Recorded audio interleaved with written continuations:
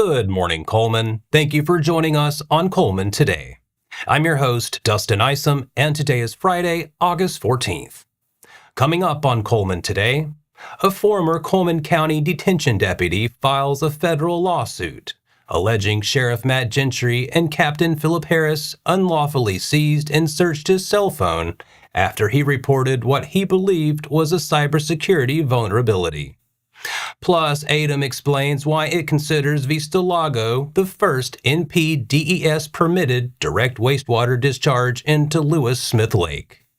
And Cullman Police warn residents about fraudulent fundraising calls claiming to support Shop with a Cop. All this plus your 4 and 4, weather, and more. Now let's take a closer look at the top stories happening in Cullman today. A former Cullman County detention deputy has filed a federal lawsuit accusing Cullman County Sheriff Matt Gentry and Captain Phillip Harris of unlawfully seizing and searching his personal cell phone after he reported what he believed was a cybersecurity vulnerability. Payton Rohrscheib filed the lawsuit April 29th in federal court. The complaint alleges violations of his First, Fourth, and Fifth Amendment rights, along with an unpaid overtime claim. Rohrscheib says he discovered the potential security issue in January, reported it to a supervisor, and later emailed the Alabama law enforcement agency on March 27th. According to the lawsuit, Rohrscheib was called to the sheriff's office less than an hour later. He alleges Gentry told him there was a search warrant for his phone, but Rohrscheib claims no warrant had been issued at the time. Rohrscheib says he surrendered the phone and passcode because he believed he was legally required to comply. The lawsuit alleges Harris then searched the device. The complaint says Gentry later acknowledged there was no warrant, but said the phone was being held under exigent circumstances. Harris applied for a search warrant 3 days later, seeking evidence of computer tampering. Rohrscheib maintains he reported an existing vulnerability rather than improperly accessing the system. The lawsuit also alleges retaliation over the cybersecurity report and his family's political activity. Rohrscheib resigned effective April 23rd after accepting a position with the Morgan County Sheriff's Office. He is seeking damages, return of the phone, destruction of extracted data, unpaid overtime, and legal fees. No response from the defendants appeared in the publicly available docket reviewed by the Tribune. The allegations have not been proven in court, and the court has not ruled that any defendant violated Rohrscheib's rights. Turning now to the continuing debate over Vista Lago, ADEM is explaining what makes its wastewater permit different than others in the Smith Lake watershed. The Alabama Department of Environmental Management says Vista Lago would be the first facility with an NPDES permit to discharge treated wastewater directly into Lewis Smith Lake. ADEM says 4 wastewater systems already operate within the lake's drainage area, but none directly discharges into Smith Lake. Good Hope sends treated wastewater to Bavar Creek. Historical records show Cold Springs School discharged to a tributary of Big Branch. Double Springs discharges to Clear Creek, while Addison uses land application. ADEM says Vista Lago is different because its permitted outfall drains directly to Smith Lake, with the permit rationale identifying the receiving water as Ryan Creek, Smith Lake. The agency also reported a sanitary sewer overflow at the Good Hope system in late July, involving more than 1,000 but no more than 10,000 gallons. ADEM's initial report listed the receiving area as ground absorbed and did not say the overflow entered Smith Lake. That accidental release is separate from Vista Lago's permitted discharge. Another figure cited in the debate is Smith Lake's estimated 435-day retention time. Federal information supports that lake-wide average, but it does not mean every gallon entering the lake stays in one place for 435 days. ADEM has also said a Smith Lake-specific water quality model has not been developed and that professional judgment was used in setting Vista Lago's initial discharge limits. The permit authorizes a system designed for up to 60,000 gallons per day. So while wastewater facilities already operate within the Smith Lake drainage area, ADEM says Vista Lago would still be the first NPDES-permitted direct discharge into Lewis Smith Lake. And in a community alert this morning, Cullman Police are warning residents about fundraising calls falsely claiming to represent the department. The Cullman Police Department says it is not currently making fundraising calls for Shop with a Cop or any other department program. Police say callers asking for donations on behalf of CPD are not affiliated with the department. Residents with questions about Shop with a Cop or other CPD programs or those interested in supporting department initiatives should contact Cullman Police directly. And that's all for our top stories this morning. Coming up, ALEA has some important back-to-school safety reminders, and we'll meet a Cullman native who has made giving back a way of life.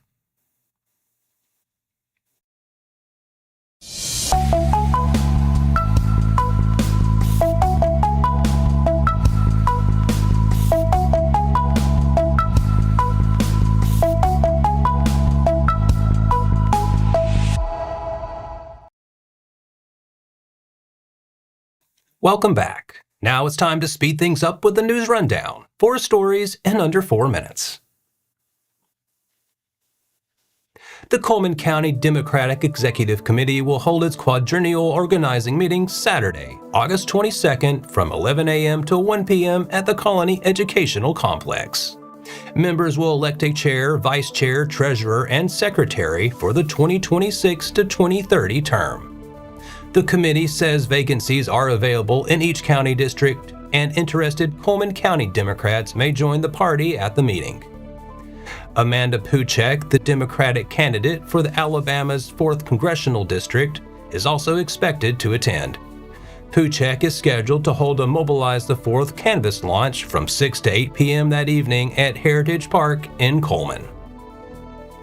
Also this morning, with students back in school, state troopers are reminding everyone to use extra caution on the roads. ALEA says drivers should expect heavier morning and afternoon traffic, frequent school bus stops, young pedestrians, and reduced speed limits in school zones.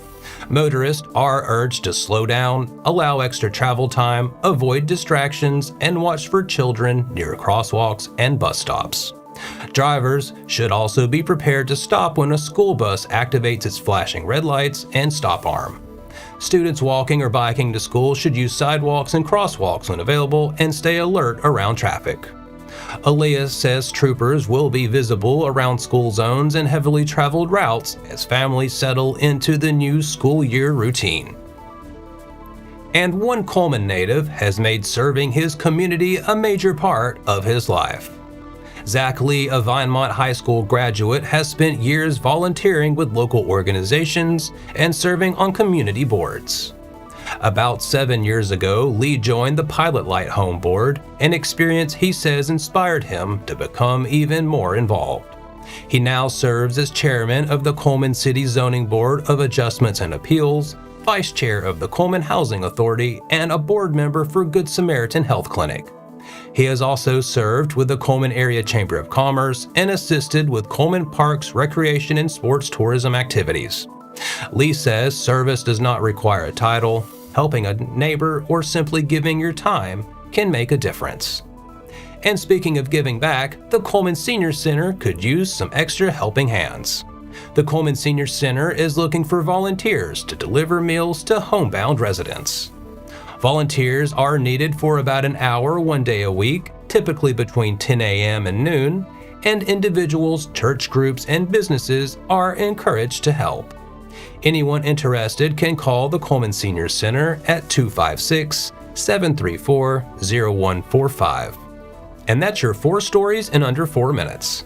After the break, we'll pause to remember those who we've lost. Then we take a look at our very hot weekend forecast.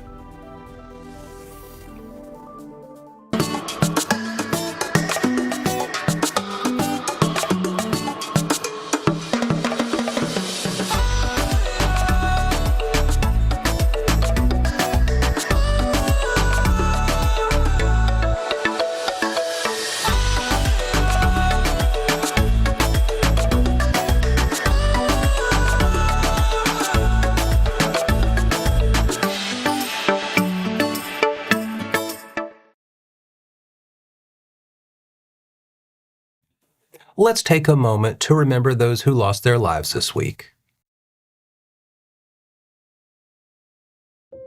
Patricia Ann Walden, 82 of Cullman, passed away Tuesday, August 11th. Visitation will be Saturday, August 15th from noon until 2 p.m. at Cullman Heritage Funeral Home, with funeral service following. Burial will be at Bethel Methodist Cemetery. Our thoughts and prayers go out to her family and friends. Now, let's take a look at your weather forecast. Cullman County is under a heat advisory through 7 p.m. Sunday. The National Weather Service says heat index values across the advisory area could reach as high as 109. So stay hydrated, take breaks from the heat, and limit strenuous outdoor activity when you can. Today will be hot and sunny with a high near 94 and a heat index as high as 105. Tonight will be partly cloudy with a low of around 75. Tomorrow brings more sunshine and a high near 95, with the heat index yet again around 105. Tomorrow night will be mostly clear with a low of 74, and Sunday stays sunny and hot with a high near 96. Sunday night will be mostly clear with a low around 75.